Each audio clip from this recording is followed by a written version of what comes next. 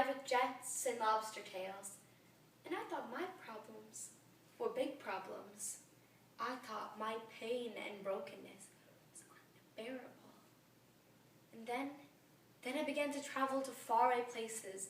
I started visiting countries like Afghanistan, Pakistan, Darfur, and Sudan. I met survivors of war and famine.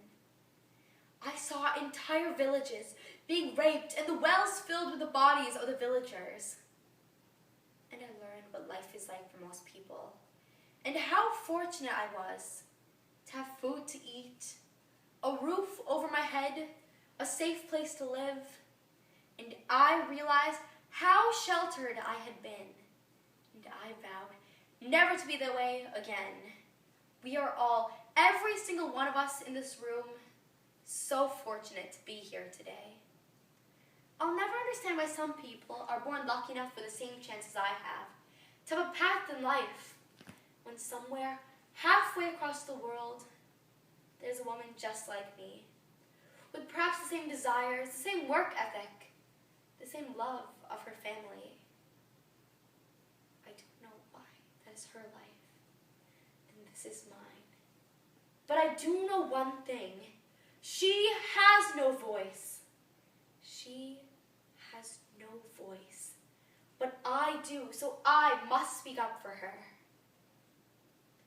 We all know the beautiful Angelina Jolie, who is not only a beautiful actress, but has been a vocal advocate for humanitarian rights for over a decade. I will now be presenting Plight of the Refugees, given by Miss Jolie on World Refugee Day. We are here to talk about the millions of desperate families so cut off from civilization, they don't even realize a day like this exists on their behalf. Millions. And numbers can illuminate, but they can also obscure. That's why I'm here to say, refugees are not mere numbers, nor are they just refugees. They are mothers and fathers, brothers and sisters, doctors, lawyers, and teachers. But above all, they're individuals, each and every one of them with a remarkable story of human resilience against a backdrop of great suffering. They are the most incredible people I have ever met, but they're also the most vulnerable. Stripped of home and country, refugees are buffeted by every ill wind that blows across this planet. A while back, I met a pregnant Afghani woman in a completely abandoned camp in Pakistan. There was nothing for miles around the camp. Not a single tree, nor anyone else in sight. She was just alone with an older woman and a young son. So when they asked me to come in for tea, I simply declined. I didn't feel as if it was necessary. But being Afghans, they treat their guests with great respect. They guided me into their small dirt house with no roof to keep out the scorching heat. They dusted off 2 old mats that they ate, slept, and prayed on, and with 2 small twigs and a single tin cup of water. They made the very last of their tea and insisted that I enjoy it. Ever since the parable of the widow's mite, it has been known that those with the least will give the most. Most refugee families have offered up the only food that they had and pretended that they are not hungry.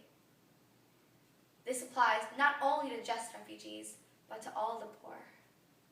Let us not forget that 80% of the world's refugees are housed in the poorest developing nations.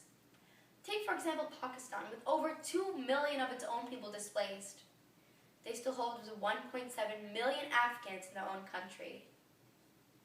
Now, before I left their small dirt home, the mother pointed to her young son. He had a dusty face, but the brightest green eyes I've ever seen. And in those eyes, there was a hint of sadness. The mother explained that he was always asking for more to eat. And it pains her every time to say, they have nothing. The mother asked if I would consider taking her son. Would I take away her son so that he could eat?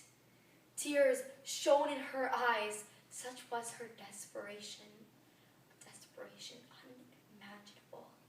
To you, and you, and you, and every single parent in this room. A few weeks later, the war in Afghanistan broke out. Heavy fighting began right where they were. I've been back to that region 3 times, and I look for them every single time. The threat of climate change, the ever-growing global inequality, these have created deepening, intractable conflicts. Mass migrations will be a feature of our future, and we must learn to adapt to this living reality. Once again, I urge you to look past the simple numbers and look instead at the individual. I remember a while back in Tanzania, I met a young man in a tent. He sat on the dusty floor. He had been shot in the back and left paralyzed. As he crawled forward to shake my hand, I realized he was only 15 years old. I'd asked, why had he not been taken to a hospital or at least been given a wheelchair? The aid worker informed me that the boy's entire family had been killed. There was no one left to look after him. But despite all this boy had been through, he had a big, wide smile, and he was still full of laughter and love. That night, I went to sleep thinking of him and what I should do to help him. The next morning, as I woke and walked around the camp, I saw more victims of war.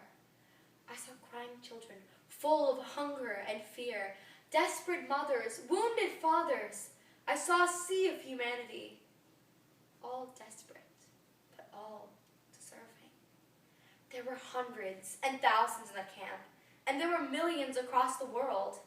At that time, I felt hopeless and overwhelmed by the magnitude of the problem.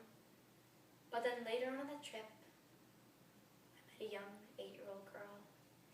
She had witnessed her entire family murdered before her very eyes. She grabbed her baby brother, and together they fled into the jungle. Alone and terrified, they survived. The older sister managed to find bananas to feed the younger brother.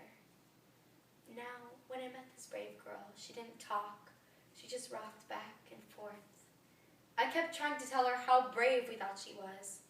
She just stared out the window. A few months later, we came back to that same camp. She was still sweet and polite. She was just beginning to speak. But she wasn't interested in talking to me, nor the other visitors. She just wanted to know how her little brother was doing. He was with the doctors, and she was just making sure he was okay. That little girl was his mother now. She had a depth and a strength I will never understand. And on that trip, and the many that followed, I came to know refugees as not only the most vulnerable people, but also as the most resilient. Now, being an American, I know the strength diversity has given my country. A country some might assume as economic migrants and asylum seekers. But being this country of immigrants, it is our job to tell the rest of the world refugees cannot be viewed as a burden. They are survivors. If you see the individual, you see the education that passes on from one refugee to their child, because often it is the only thing they have to pass on. That's why it's so important we help give them an education. If you see the individual, you see the contributions that can be made by them to their host country, and the country they will hopefully one day return to. Over the last 9 years, I have made many visits to the field with UNHCR. I do it to raise awareness for the plight of the refugees, but I also do it for me. Over the last 9 years, the refugees have profoundly changed my life. The pregnant mother who was willing to give up her son taught me how to be a mother. The little girl who saved her younger brother taught me how to be brave. And the paralyzed boy who was shot in the back with his big, wide smile showed me the strength of an unbreakable spirit. So today, on World Refugee Day, I thank them for letting me into their lives. And I thank you all.